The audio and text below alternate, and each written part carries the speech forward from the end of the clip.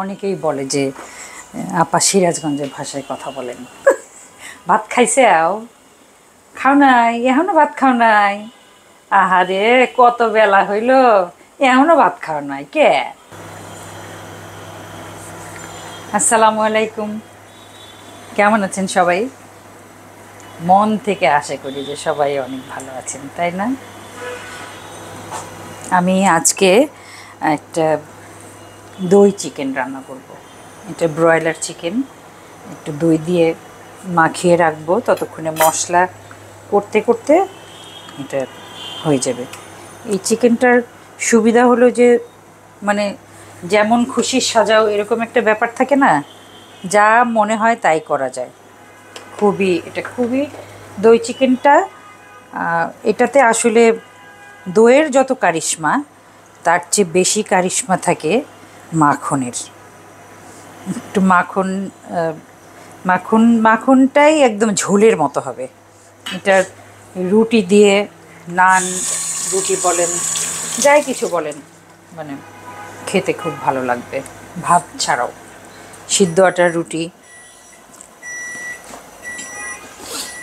আমি মাখন দিয়ে নিচ্ছি।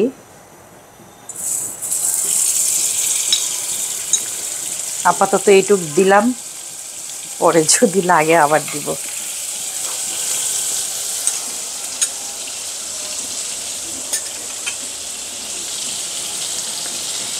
আমি মাখনেই প্রথমে আগে একটু রসুন বাটা ভেজে নেব। মাখনের সাথে রসুন বাটা ভাজলে যে সুগন্ধটা বের হয়, এটা অদ্ভুত। মাখন অথবা ঘি, রসুন বাটা আর হলো গোলমরিচের গুঁড়া।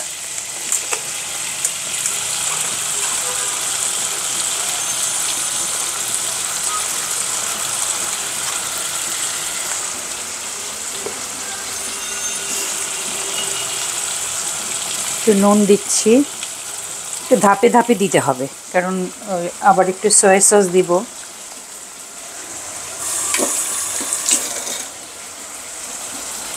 আমি চিকেনটা দিয়ে দিচ্ছি।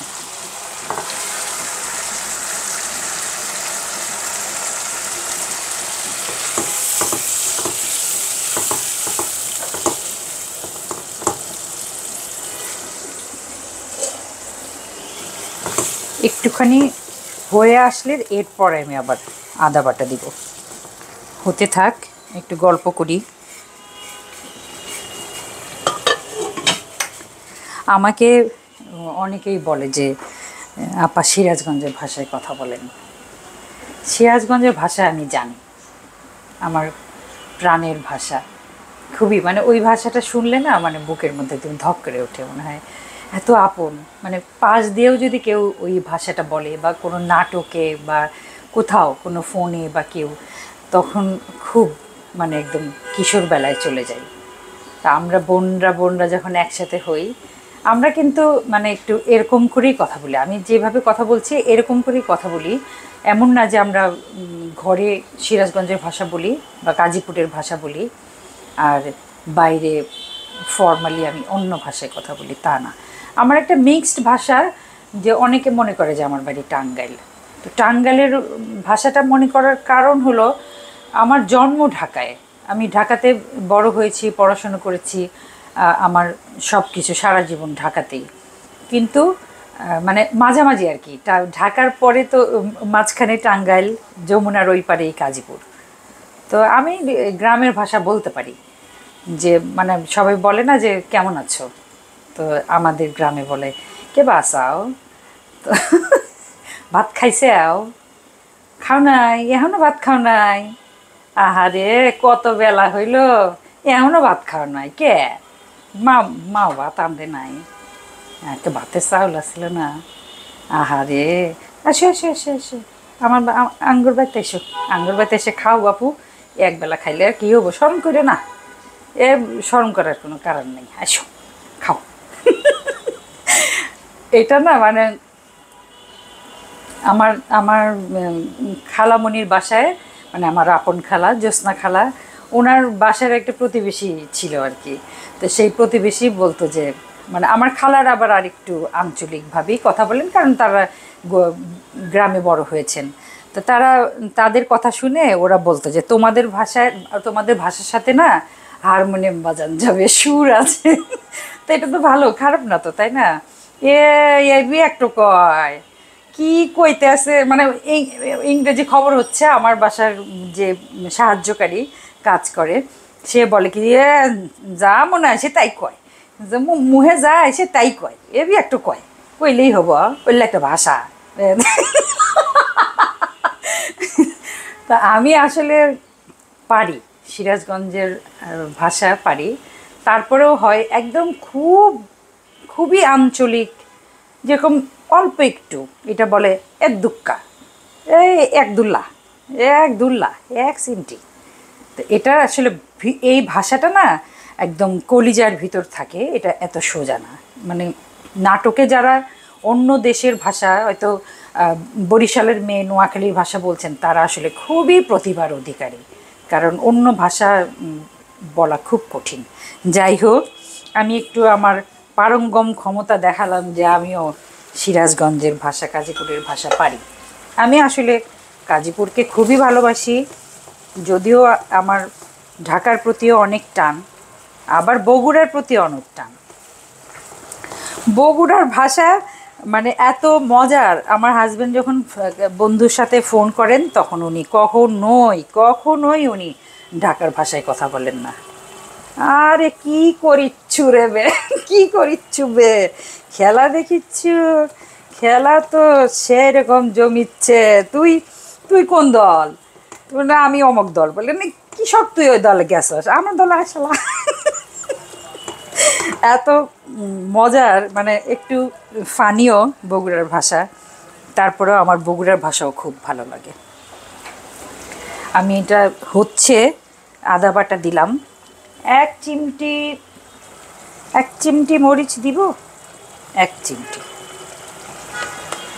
ঈদ দুক্কা। আমার বৌমার বাড়ি নোয়াখালী, কিন্তু সে বড় হয়েছে চিটাগাংয়ে, তারও একটা মিক্সড একটা ব্যাপার আছে। আবার আমার মেয়ে জামাই তার বাড়ি চাঁদপুর, তার তার ভাষাটা অবশ্য অনেকটা একটু কুমিল্লার ভাষার মতোই, সেখানেও একটা মিক্সড ব্যাপার আছে। তো আমি সব কিছু বোঝার চেষ্টা করি। ফাইনালি তো বাংলাদেশ একটাই, আমার বাংলাদেশ, আপনার বাংলাদেশ, সবার বাংলাদেশ। এবং বাংলাদেশের যে নিজের ভাষা, ভেতরের ভাষা, সেই ভাষাটা আমাদের অনেক আপন, তাই না? সবগুলো ভাষা, সব জেলা, সব ভাষা, সব খাওয়ার স্টাইল। এটা আমি অনেকগুলো দই দিলাম, আবার একটু নুন দিব,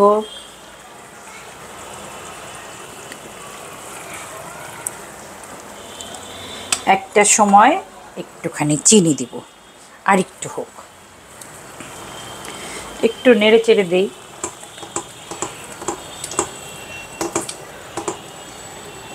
আর একটুখানি আদা বাটা দিই, এটা হতে থাক।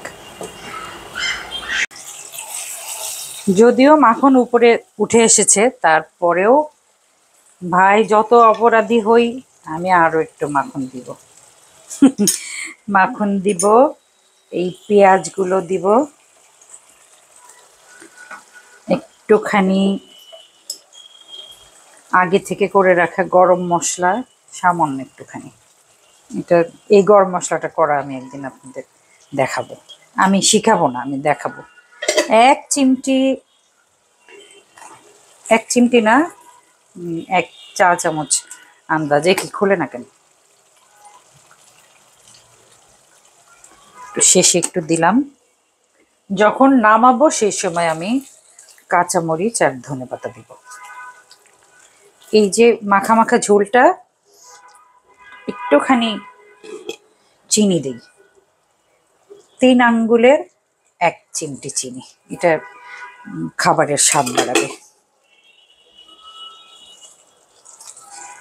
এখন পেঁয়াজ থেকে পানি বের হবে, পানি বের হয়ে আবার যখন হবে তখন মাখনটা আবার উঠে আসবে। ততক্ষণ পরে আমি আসি আবার।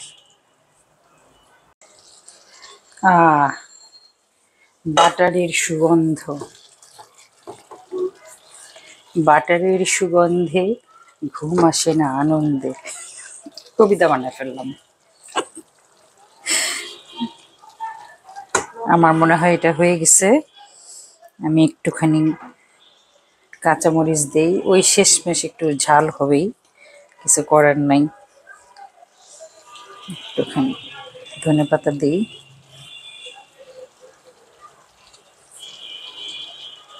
আমি না একটা সময় যখন মানে জানতাম না, তখন চিন্তা করতাম যে গরম মশলার মধ্যে আবার ধনেপাতা কি একটা দেয়।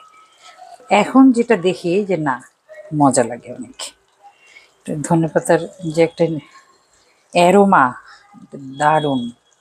যত অরিগানো বলেন, রোজমেরি বলেন, অনেক রকম পার্সলে, কিন্তু ধনেপাতার অ্যারোমাটা খুবই মজাদার। যাই হোক, হয়ে গেল আমার দই চিকেন, উপাদেয় দই চিকেন। একজন বলেছিলেন যে মজাদার কেন হবে, এই শব্দটা হতে হবে উপাদেয়। যাই হোক, আমি সবার কথাই মানার চেষ্টা করি। সবাই চেষ্টা করবেন, রেঁধে খাবেন। আপনারা যদি অন্যরকমভাবে দই চিকেন করেন সেটা আমাকে জানাবেন। তো এটা একটা মত বিনিময়ের মতো, রান্না বিনিময়। আপনাদের কাছ থেকে আমি শিখবো, এখানে যদি কিছু অ্যাড করতে হয়, অথবা আমারটা আপনি রান্না করে দেখবেন আসলে কেমন মজা। এটা মেইনলি রুটি, যত রকম রুটি আছে তার সাথেই বেশি ভালো লাগে। রুটি পরোটা ক্যাটাগরিতে আমি গেলাম না। তো চেষ্টা করবেন, ভালো লাগলে আমাকে একটা মনে মনে থ্যাঙ্কস দিবেন, অথবা দোয়াও করতে পারেন। আল্লাহ আপনাদের সবাইকে অনেক ভালো রাখুক, অনেক অনেক অনেক ভালো রাখুক। কারণ আজকাল আর অনেক ভালো রাখলে বেশি ভালো থাকা যায় না, অনেক বেশি ভালো থাকলে তখন অনেক বেশি ভালো থাকা যায়।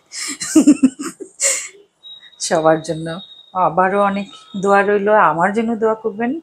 আরেকটা কথা, যে আমি তো কখনো বলি না যে আমাকে লাইক দেন, সাবস্ক্রাইব করুন। আপনারা আমার সাথে আছেন যেভাবে, এইটুকুতেই আমি অনেক খুশি। যাই হোক, আসসালামু আলাইকুম।